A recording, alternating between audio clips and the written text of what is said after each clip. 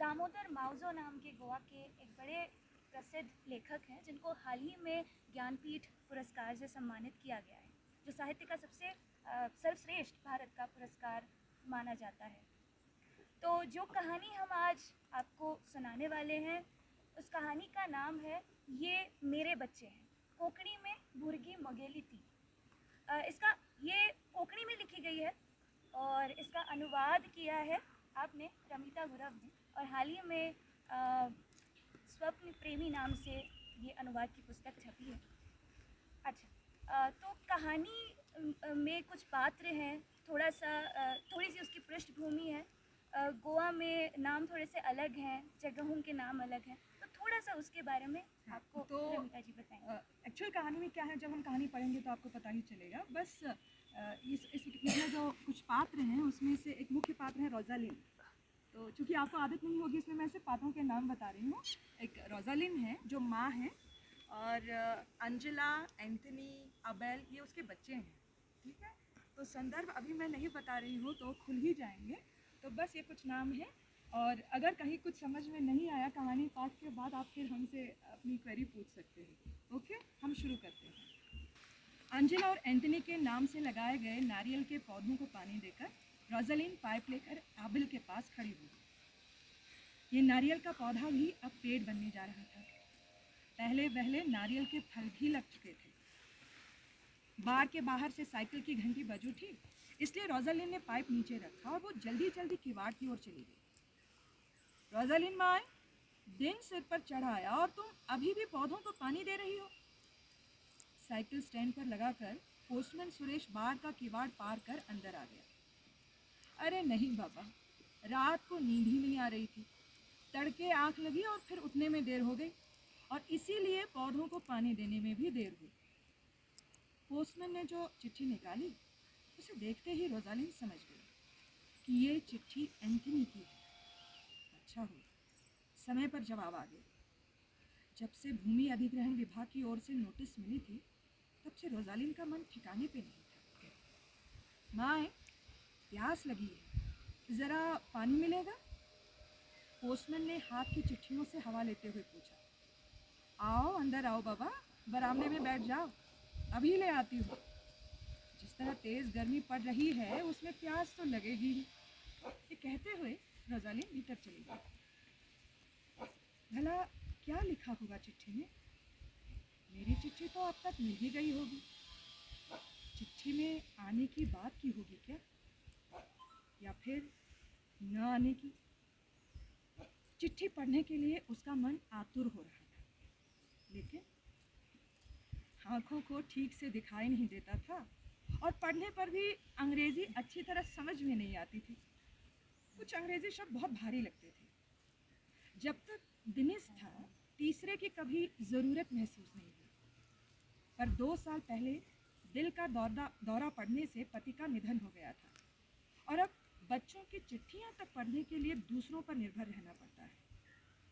पानी का गिलास लेकर बाहर आते समय रोजालिन के मन में विचार आया, क्यों ना इस पोस्टमैन को ही चिट्ठी पढ़ने के लिए कहूँ।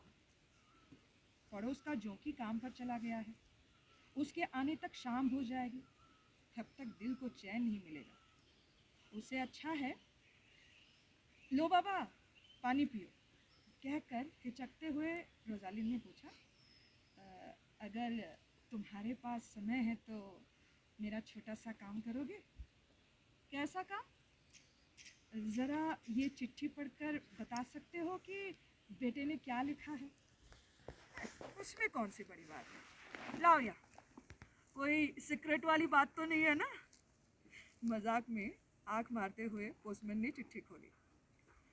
माँ को पढ़ने में आसानी हो इसलिए एंथनी आजकल चिट्ठी टाइप करके भेजता था, लेकिन दिनेश के चले जाने के बाद रोजालिन पूरी तरह टूट चुकी थी।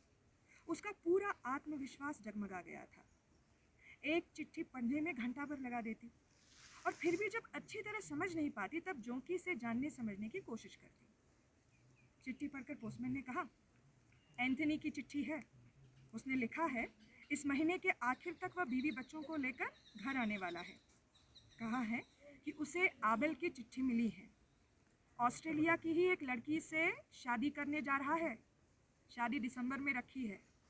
शादी में एंथनी और बारिन से अंजेला ऑस्ट्रेलिया जाने वाले हैं। बाकी सब जब वो आएगा तब डिटेल में बता देगा। पढ़कर सुनाओ क्या? बदहवास हो चुकी रोजालिन होश में आ गई। नहीं नहीं, भगवान तुम्हारा भला करे बेटा। पोस्टमैन चला गया। रोजालिन बरामदे में ही बैठ गई। चलो, अब छोटे आबेल के भी पर निकल आए। वो ऑस्ट्रेलिया गया तो था नौकरी करने, पर अब वहीं शादी करेगा और वहीं बस जाएगा। शायद कभी बीवी बच्चों को गोवा दिखाने अपने साथ ले आएगा, शायद कभी नहीं आएगा। नहीं आएगा। जब दनीस की मौत हुई थी तब तीनों बच्चे घर पर पहुंचे थे। जब माएँ आंखें मूंद लेंगी तभी जरूर आएंगे। ओ रोजालिन माए, देखो तो, नारियल के पौधे की जड़ में कीचड़ हो चला है, पानी बहता जा रहा है। पास से गुजरते गुजरते काइटू द्वारा दी गई चेतावनी ने रोजालिन की तंद्रा भंग की। जल्दी जल्दी जाकर उसने नल की टोटी घुमाकर उसे बंद किया, पाइप छुड़ाया, गोल घुमाकर इकट्ठा किया और उसे दीवार पर टांग कर वो भीतर चली गई। चूल्हे पर चावल बनाने के लिए रखा हुआ पानी खौल रहा था, लेकिन खाने का बिल्कुल मन नहीं था। चावल बनाने की बजाय रोजालिन ने कांजी बनाने के लिए उसना चावल धोकर पानी में डाल दिए। करी करने की ज़रूरत नहीं है। नमकीन पानी वाली अंबिया के साथ चावल का मांड पीने से पेट तो भर ही जाता है। जब से दिनीस चला गया है तब से रोजालिन के यहाँ कभी कभार ही करी बनती है। और हाल ही में जब से ये लैंड एक्विजिशन की नोटिस मिली है तब से तो भूख भी मरने लगी है। दिनीस के गुजर जाने पर तीनों आए थे। बारिन से एंजेला, कुवैत से एंथनी और आबेल भले अंतिम संस्कार में नहीं पहुंच पाया था, लेकिन ऑस्ट्रेलिया से दौड़ा दौड़ा आया था। मृत्यु के 1 महीने बाद होने वाले मास तक एंजेला रुक गई थी। नौकरी की वजह से दोनों बेटों को जाने की जल्दी ज़रूर थी, लेकिन वे भी 15 दिनों तक रुक गए। जाने से पहले एंथनी ने एक दिन कहा था, पता है माँ, हमारे दरवाजे के सामने से अब रेलवे लाइन जाएगी। हमारे लिए ये बहुत अच्छा होगा। सुबह गाड़ी में बैठो और शाम को बम्बई पहुंच जाओ। दरवाजे के सामने से रेल जाएगी तो एंथनी और आबेल हवाई जहाज़ छोड़कर रेलगाड़ी से आएंगे, ये सोचकर एंजेला ने उनका मजाक भी उड़ाया था। उस समय किसी ने भी नहीं सोचा था कि भूमि अधिग्रहण का ये संकट इस तरह अपने घर की दहलीज तक आ पहुंचेगा। तलाठी ने जब नोटिस थमाई तब रोजालिन दुविधा में पड़ गई। जब तक दिनीस था तब तक उस पर कभी भी किसी चीज़ के बारे में सोचने की नौबत नहीं आई थी, पर जब ये नोटिस आ गई तब ज़रूर लगा कि कम से कम एक बेटे को तो उसके पास होना चाहिए था।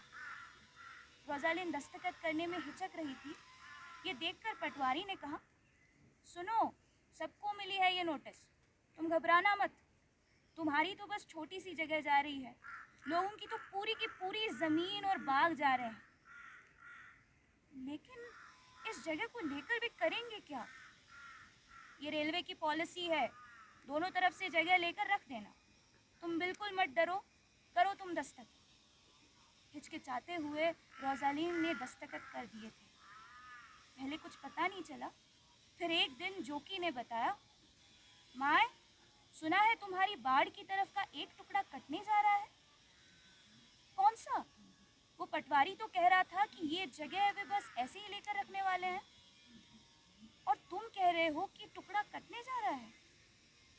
जोकी ने बात को स्पष्ट करते हुए कहा, एक बार उन्होंने ज़मीन खरीद ली ना, फिर वे उस जगह पर कुछ भी कर सकते हैं। उन्हें भला कौन रोक सकता है? तुम्हें पता है मेरी ज़मीन का कौन सा टुकड़ा जा रहा है? रोजालिन ने डरते डरते पूछा। हमारे वाले से जो सटा हुआ है वो। हमारे 20 नारियल के पेड़, एक आम, एक बरगद और वो मवेशी घर जा रहा है। तुम्हारा ये टुकड़ा मतलब बाड़ का कीवाड़, ये 3 नारियल के पेड़ और वे छोटे पेड़ पौधे जाने वाले हैं। आगे सुनने के लिए रोजालिन के होशो हवास ठिकाने पर नहीं थे। बेचैनी के चलते रात भर वो करवटें बदलती रही। तीनों बच्चों के नाम से लगाए गए नारियल के पौधे अब पेड़ बन चुके थे। बच्चे तो दूर दिशाओं में चले गए थे, इसलिए इन्हीं को अपने बच्चों जैसा मानते हुए रोजालिन उन पर अपनी माया ममता बरसाती थी। नारियल के पेड़ों को नाम भी बच्चों के ही दिए थे। दिनेश हमेशा रोजालिन से कहता, सुनो, इनसे इतना दिल मत लगाओ, पेड़ है वे। कल कहीं आंधी तूफान में नारियल का पेड़ टूटकर गिर गया तो क्या बेकार में दुखी होकर रोने बैठ जाओगी? रोजालिन को ये सुनकर बड़ा गुस्सा आ जाता। भला पेड़ क्यों टूटेगा? और अगर टूटता है तो टूटकर मुझ पर आ गिरे, पेड़ के साथ मुझे भी तहस नहस हो जाने दो। 15-16 साल पहले बड़ी बेटी अंजला स्कूल से लौटते समय एक छोटा सा नारियल का पौधा लेकर आई थी। माँ, हमारे एमएलए ने गांव में नारियल के पौधे बांटे हैं, हमारे बगीचे में लगाने के लिए मैं भी एक साथ लेकर आ गई। अंजला खुशी के मारे उछल रही थी। कुवैत काम कर रहा दिनेश उन दिनों घर आया हुआ था। क्या?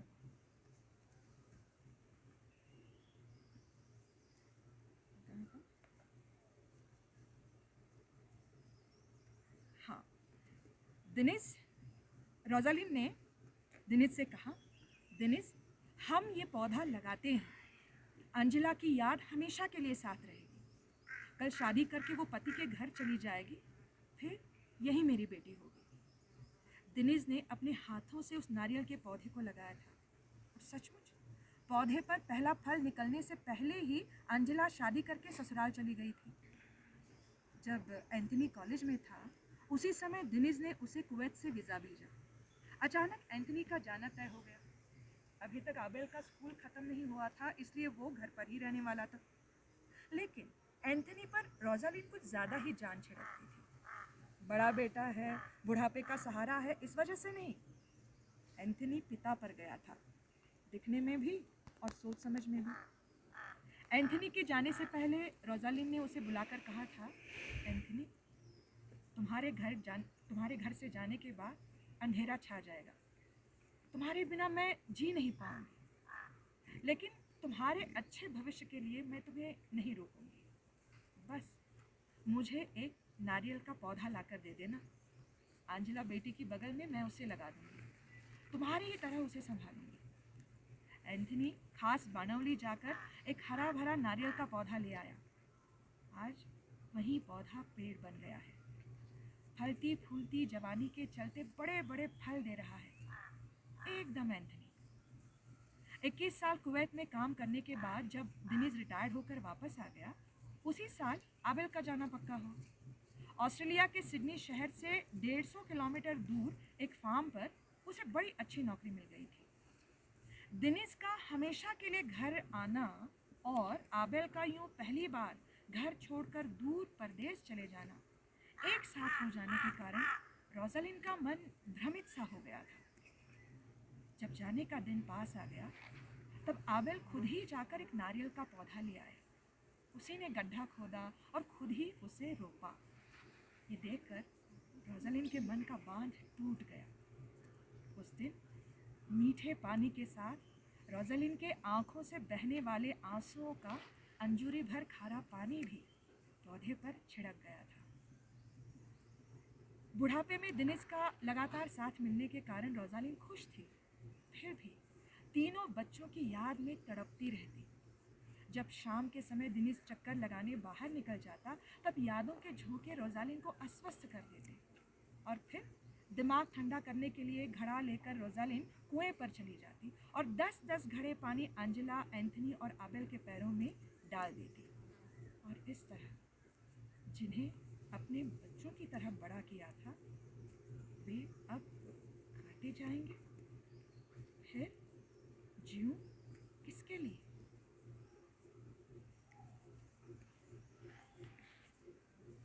सारी रात रोजालिन ने छटपटाते हुए बिताई। सुबह होते ही वो जोकी के घर पहुंच गई। बाप जोकी, क्या तुम सचमुच जानते हो कि मेरे नारियल के पेड़ कटने जा रहे हैं? सुना तो यही है मैंने।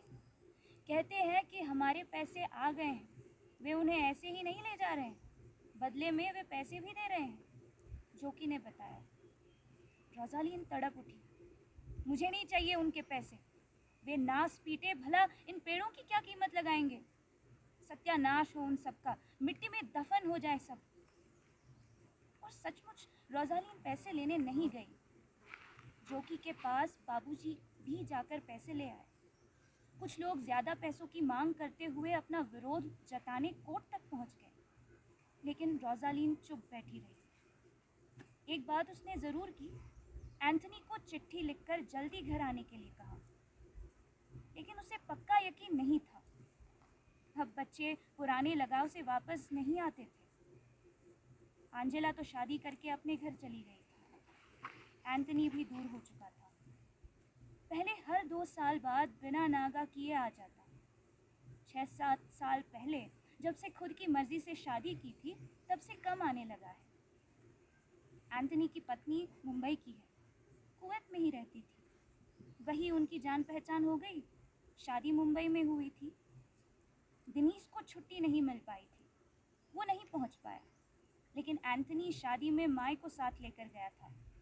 पर शादी के बाद जो गया, वो पूरे 3 साल बाद वापस आ गया, एक बाबा को साथ लिए।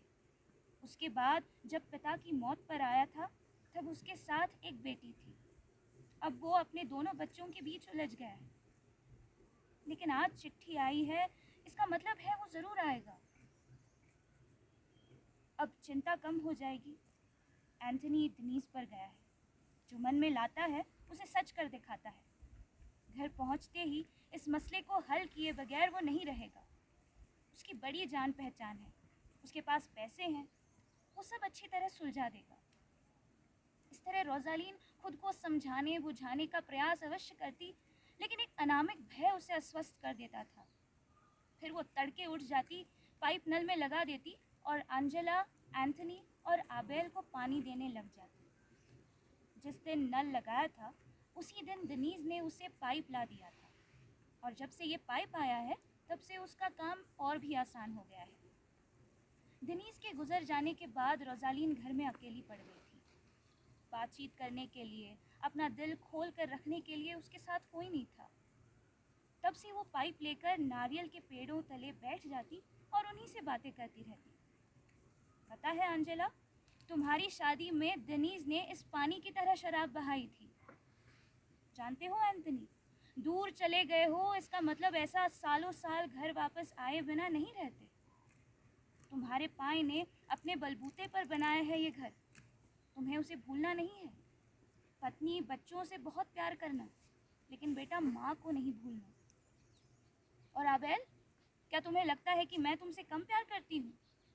सही है कि तुम छोटे हो, मुझे तुमसे ज़्यादा प्यार करना चाहिए, लेकिन बेटे मुझे तुमसे प्यार है। पर एंथनी, उस पर मुझे भरोसा है। वो पाई की तरह है, इसलिए। लेकिन तुम्हारी भी मुझे उतनी ही ज़रूरत है। ये कहते हुए भी रोजालिन के पाइप से एंथनी की जड़ों में ही ज़्यादा पानी गिर जाता। एंथनी की चिट्ठी आ गई और फिर अगले हफ्ते आबेल की भी पहुंची। दुल्हन कौन है, कहाँ की है, क्या कर रही है, ये सब लिखा हुआ था चिट्ठी में। वो चाहता था कि माए शादी में आ जाए। चिट्ठी पढ़ने के बाद रोजालिन ने गहरी सांस ली। चलो, अब एक दिन आबेल टूरिस्ट बनकर गोवा आ जाएगा। ये गोय साहिब की चर्च है, ये कोलवा का समंदर किनारा, ये कलंगुट और ये हमारी माँ। कहते हुए बीवी बच्चों से परिचय कराएगा, फोटो खींचेगा और एल्बम में रखने के लिए ले जाएगा। उस दिन आबेल की जड़ों के पास बैठकर मन की भड़ास निकालते हुए रोजालिन बातें करती रही। महीना खत्म होने जा रहा था। एंथनी मुंबई पहुंच गया है, ये खबर मिल चुकी थी। 4 दिन में वो आ जाएगा, इसलिए एंथनी के लिए उसे बांगड़ा मछली का अचार बनाकर रख दिया। जाकी बांध वाले कटहल के कोए उसे पसंद है, इसलिए भाटकार से कहकर वो कटहल ले आई। मछली वाली को बताकर रखा कि जब बेटा आएगा तब जलद्वारे वाले तालाब की अच्छी मछली की ज़रूरत पड़ेगी। और इसी धुन में सुबह की चाय पीने के बाद जब वो घर साफ कर रही थी, तब बस्ती के बच्चे चिल्लाते हुए दौड़े दौड़े आए, एंथनी की माए, एंथनी की माए, नारियल के पेड़ कटने आ गए हैं। रोजालिन को लगा जैसे किसी ने दिल पर कुल्हाड़ी चला दी। वो दौड़ती हुई बाहर चली गई। 4-5 मजदूर कुल्हाड़ी लिए आ गए थे, साथ में 2 अधिकारी थे। एक के हाथ में कागजात थे। क्या तुम रोजालिन फर्नांडिस हो? जिसके हाथ में कागजात थे वो आदमी आगे बढ़ा। तुम्हारी वो बाड़ के आगे साइड से ज़मीन जो है ना वो हमें तोड़नी पड़ेगी। यहाँ से तुम नई बाड़ बना सकती हो। ये तीनों नारियल के पेड़ और इस जगह पर जो पौधे हैं वे काटने पड़ेंगे। इसके लिए सरकार तुम्हें नहीं। रोजालिन थरथरा उठी। तुम ये नारियल के पेड़ नहीं काट सकते हो। ये मेरे पेड़ हैं, उन्हें कोई हाथ नहीं लगा सकता। सुनो, मैं सरकारी नौकर हूँ, हमें ये ऑर्डर मिला है, उसी के मुताबिक हम काम कर रहे हैं। तुम्हारे ही नहीं, कई लोगों के पेड़ कटने जा रहे हैं।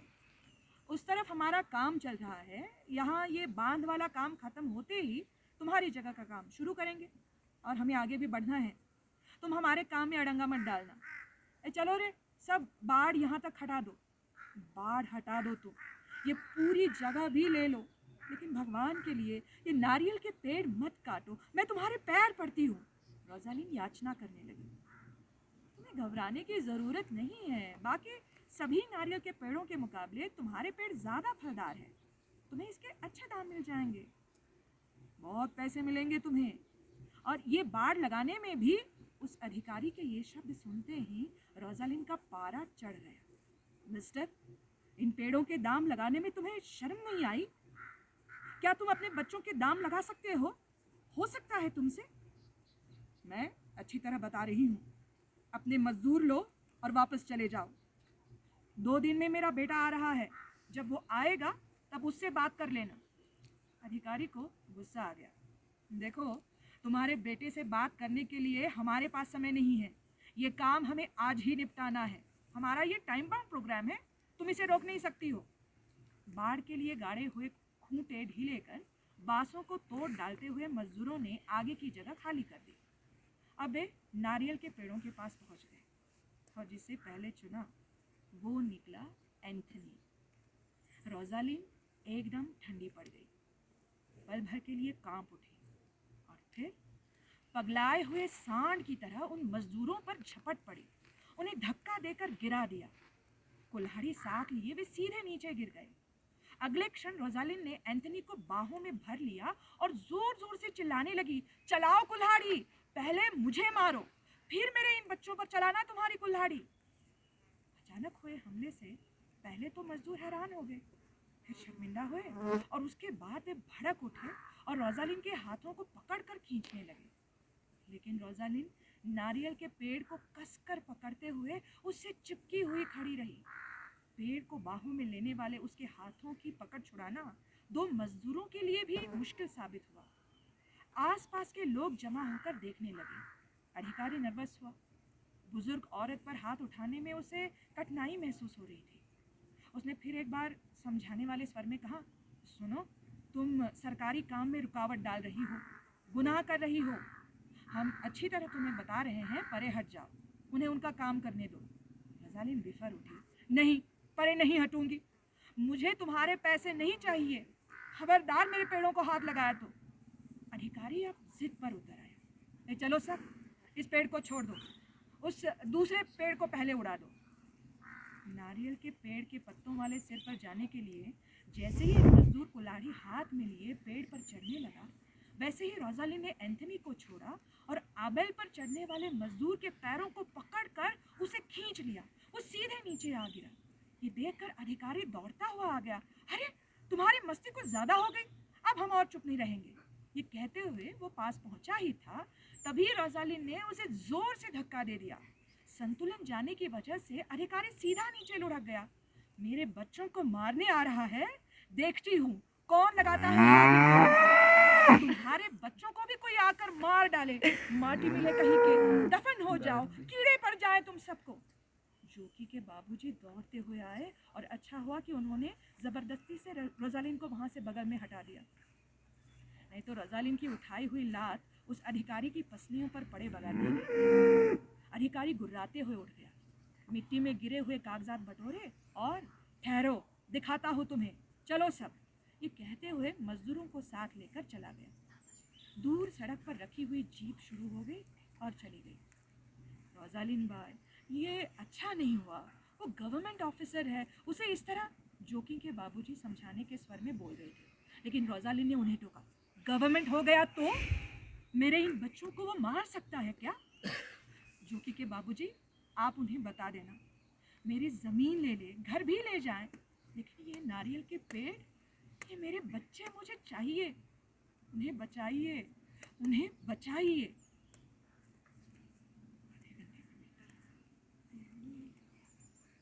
आधे घंटे के भीतर एक के बाद दो जीप गाड़ियां आ पहुंची। वो अधिकारी इंस्पेक्टर, हवालदार और दो पुलिस सिपाही लेकर आ गया था। बस्ती के 20-25 लोगों का जमवाड़ा देखकर इंस्पेक्टर ने नरमाई वाली भूमिका ले ली। रोजालिन बाय, सरकारी आदमी पर तुमने हाथ उठाकर बड़ी मिस्टेक की। फिर भी तुम्हारी उम्र और हालात देखकर उन्हें केस वापस लेने के लिए कह देता हूँ, लेकिन तुम्हें जुबान देनी होगी। उनके काम में तुम कोई रुकावट नहीं डालोगी। रोजालिन समझ गई, अब ये आखिरी कोशिश है। अब ढिलाई बरती तो फिर जो वे चाहते हैं वही होगा। उसने फिर से पेड़ को बाहों में भर लिया। नहीं, मैं पेड़ काटने नहीं दूंगी। पहले मुझे मारो, फिर मेरे बच्चों को। इंस्पेक्टर ने और देर नहीं की। इशारा करते ही 3 पुलिस वालों ने आकर उसे छुड़ाया, उठाया और खींचते हुए जीप के पास ले गए। जोकी के बाबूजी ने बीच बचाव करने की कोशिश की, लेकिन उन्हें एक तरफ हटाकर रोजालिन को लेकर पुलिस चली गई। उस दिन एंजेला, एंथनी और जो अभी अभी फलने लगा था, वो आबेल भी काट दिया गया। दूसरे दिन सरपंच सहित 40-50 लोग रोजालिन को छुड़ा लाने के लिए कलेक्टर ऑफिस में पहुंच गए। सब जमानत देने के लिए तैयार थे।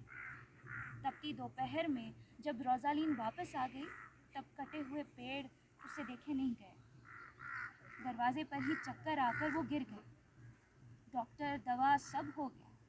तीसरे दिन एंथनी की चिट्ठी आ गई। उसने मुंबई से लिखी थी, माए, पिछले 15 दिन मैं मुंबई में ही अटक कर रह गया। गोवा आना नहीं हो सका। ऑफिस से टेलेक्स मैसेज आया है, इसलिए मुझे जल्दी से जल्दी वापस जाना होगा। हो सका तो अगले साल आ जाऊँगा। और हाँ, उन नारियल के पेड़ों का झंझट लेकर मत बैठो। तुम्हें जितने चाहिए उतने पैसे मैं भेज दूंगा। अपना ख्याल रखना। स्तब्ध मन से रोजालिन ने आंखें बंद की। मन की गहराई से आवाज निकल आई, आंखें हमेशा के लिए बंद हो जाए।